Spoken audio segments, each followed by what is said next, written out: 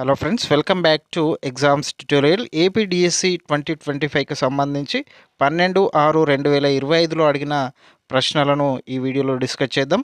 Morning afternoon సెషన్లో అడిగినటువంటి కొన్ని అభ్యర్థులు ఇచ్చిన ప్రశ్నలను, వాటికి సంబంధించిన సమాధానాలను వీడియో రూపంలో అందించడం జరిగింది. ఎవరైనా ఛానల్ని ఫస్ట్ టైం చూస్తున్నట్లయితే ఛానల్ని సబ్స్క్రైబ్ చేసుకోండి. అలాగే వీడియో నచ్చితే వీడియోని లైక్ చేసే ప్రయత్నం చేయండి.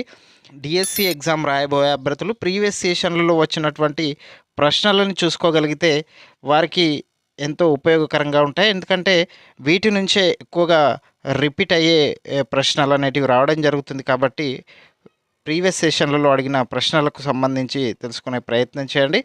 ఇక 12/6/2025లో అడిగిన ప్రశ్నలు చూసుకున్నట్లయితే కృత్రిమ వర్షాలకు సంబంధించినది silver iodide, potassium iodide, dry ice అనగా ఘన కార్బన్ డైఆక్సైడ్ను డ్రై ఐస్ అంటారు. ఈ రసాయనాలను మేఘాలపై చల్లినప్పుడు అవి కృత్రిమ వర్షాలను ఇస్తాయి. ఇలా కృత్రిమ వర్షాలకు సంబంధించిన ప్రశ్న రావడం జరిగింది. నెక్స్ట్, బౌద్ధ విద్యా విధానంలో విద్య యొక్క ప్రారంభ కార్యక్రమంకు సంబంధించి అడగడం జరిగింది. పబ్బజ. బౌద్ధ విద్యా విధానంలో ప్రారంభ విద్యా కార్యక్రమం వచ్చేసి పబ్బజ. ఇది 8 సంవత్సరాల వయస్సులో చేస్తారు. పబ్బజ అనేది పాలీ భాషా పదం నుంచి రావడం జరిగింది. ఇది బౌద్ధ విద్యా విధానానికి సంబంధించిన ప్రశ్న. ఇది పిఐకి సంబంధించి అడగడం జరిగింది. నెక్స్ట్, ఆస్కార్లో ఉత్తమ చిత్రం వచ్చేసి అనోరా. 97వ అవార్డుల దినోత్సవం సందర్భంగా మార్చి 2, 2025లో ఆస్కార్ అవార్డులను ప్రకటించడం జరిగింది. ఉత్తమ చిత్రంగా అనోరా ఎంపిక కావడం జరిగింది. అనోరా చిత్రానికి దర్శకత్వం వహించింది సీన్ బేకర్. ఇలాంటి ప్రశ్నలు కూడా రావచ్చు ముందు. నెక్స్ట్ చూసుకున్నట్లయితే ఇక్కడ అమెరికా 46వ అధ్యక్షుడు ఎవరు అని ప్రశ్న అడగడం జరిగింది. Joe Biden. 46వ అధ్యక్షుడు జో బైడెన్. మొదటి అధ్యక్షుడు, అమెరికాకు మొదటి అధ్యక్షుడు జార్జ్ వాషింగ్టన్. 44వ అధ్యక్షుడు బరాక్ ఒబామా. 45వ అధ్యక్షుడు డొనాల్డ్ ట్రంప్. 46 జో బైడెన్, 47 మళ్ళీ డొనాల్డ్ ట్రంప్ ప్రస్తుతం పనిచేయడం జరుగుతుంది. నెక్స్ట్ చూసుకున్నట్లయితే అభ్యసన బదలాయింపుకు సంబంధించిన ప్రశ్న అనేది ప్రతి సెషన్లో ఖచ్చితంగా ఒక ప్రశ్న అనేది రావడం జరుగుతుంది.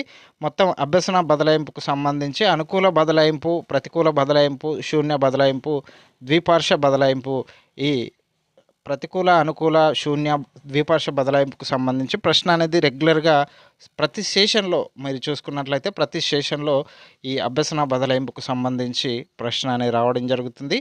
నెక్స్ట్, ఇటాలియన్ ఆఫ్ ది ఈస్ట్గా పిలిచే భాష ఏది అని అడగడం జరిగింది. తెలుగు భాషను ఇటాలియన్ ఆఫ్ ది ఈస్ట్గా పిలుస్తారు. నెక్స్ట్ క్వశ్చన్ చూసుకున్నట్లయితే భారతదేశ తొలి విద్యాశాఖ మంత్రి ఎవరు అని ప్రశ్న రావడం జరిగింది. మౌలానా అబుల్ కలాం ఆజాద్. నెక్స్ట్ ప్రశ్న చూసుకున్నట్లయితే నాకు రక్తాన్ని ఇవ్వండి, మీకు స్వరాజ్యం ఇస్తాను అని నినాదం ఇచ్చింది ఎవరు అని ప్రశ్న. సుభాష్ చంద్రబోస్. దీనికి ఆన్సర్ వచ్చేసి. నెక్స్ట్ 9వ ప్రశ్న చూసుకున్నట్లయితే రక్షక తంత్రాలకు సంబంధించి ప్రతి సెషన్లో ఒక ప్రశ్న అనేది ఖచ్చితంగా రావడం జరుగుతుంది. ఈ టాపిక్ నుంచి ప్రతిక్షేపణం, అలాగే దమనం, హేతుకీకరణం, విస్థాపనం, ప్రతిగమనం, తదాత్మీకరణం, పరిహారము, స్వైరకల్పన, నిరాకరించుట, ఉపసంహరణ, ఉదాత్తీకరణము, అంతర్లీనము, అలాగే ప్రతిచర్య, నిర్మితి అనేటివి రక్షక తంత్రాలు. ఈ రక్షక తంత్రాలకు సంబంధించి ప్రశ్న అనేది రెగ్యులర్గా అడగడం జరుగుతుంది. ప్రతి సెషన్లో పేపర్ 1కు, పేపర్ 2కు రెండింటికి వీటికి సంబంధించిన ప్రశ్నలు అనేటివి రావడం జరుగుతుంది. చూసుకునే ప్రయత్నం చేయండి. నెక్స్ట్, ఎన్ఈపి 2020కి సంబంధించి స్టేట్మెంట్స్ ఇచ్చి సరికాని అంశం అడగడం జరిగింది అని అభ్యర్థులు చెప్తున్నారు. నెక్స్ట్, ప్రజ్ఞాలబ్ధిపై ప్రశ్న రావడం జరిగిందని అభ్యర్థులు చెప్తున్నారు. ఏపీలో మన మిత్ర యాప్ సేవలు అనేటివి వాట్సాప్ సేవలు ఇవి ఏపీకి సంబంధించి. నెక్స్ట్, చిప్కో ఉద్యమానికి సంబంధించిన ప్రశ్న అనేది రావడం జరిగింది. చిప్కో ఉద్యమం అనేది అడవుల నరికివేతకు వ్యతిరేకంగా 1970లో ఈ ఉద్యమాన్ని చేపట్టడం జరిగింది. దీనికి సంబంధించిన ప్రశ్న అనేది రావడం జరిగింది. నెక్స్ట్, జాతీయ ఉద్యమ కాలంలో ఉన్న ఉద్యమాలు, వాటి సంవత్సరాలు ఇచ్చి జతపరచండి అని ప్రశ్న రావడం జరిగిందని అభ్యర్థులు చెప్తున్నారు. నెక్స్ట్, విద్యా కమిషన్లు, అలాగే వాటికి సంబంధించిన సంవత్సరాలు అడిగారా లేదా దేనిపైన ప్రశ్న అడిగాడు అనేది ఇంకా క్లారిటీ లేదు. విద్యా కమిషన్లకు సంబంధించి జతపరచండి అని ప్రశ్న రావడం జరిగింది అని అభ్యర్థులు చెప్తున్నారు. నెక్స్ట్, ఇంపార్టెంట్ టాపిక్ సంఘర్షణలకు సంబంధించి ప్రశ్న అనేది ఖచ్చితంగా రావడం జరుగుతుంది. ప్రతి సెషన్లో మీరు చూసుకున్నట్లయితే ఉపగమ, ఉపగమ, పరిహార, పరిహార, ద్వి ఉపగమ, పరిహార ఈ సంఘర్షణలకు సంబంధించి ప్రశ్న అనేది రెగ్యులర్గా రావడం జరుగుతుంది. నెక్స్ట్ ప్రజ్ఞా పరీక్షలకు సంబంధించి ప్రశ్న రావడం జరిగిందని అభ్యర్థులు చెప్తున్నారు. నెక్స్ట్ చూసుకున్నట్లయితే తారండైక్ అభ్యసన సిద్ధాంతాలకు సంబంధించి ప్రశ్న రావడం జరిగిందని అభ్యర్థులు చెప్తున్నారు. మూర్తిమత్వంలోని ప్రక్షేపక పరీక్షలకు సంబంధించి ఒక ప్రశ్న రావడం జరిగింది. నెక్స్ట్ 5 విలువ అడగడం జరిగింది.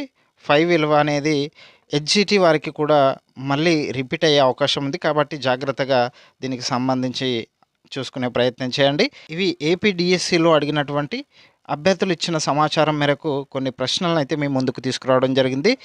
ముందు ఎగ్జామ్స్ రాయబోయే అభ్యర్థులకు ఈ ప్రశ్నలు అనేటివి చాలా ఉపయోగపడతాయి.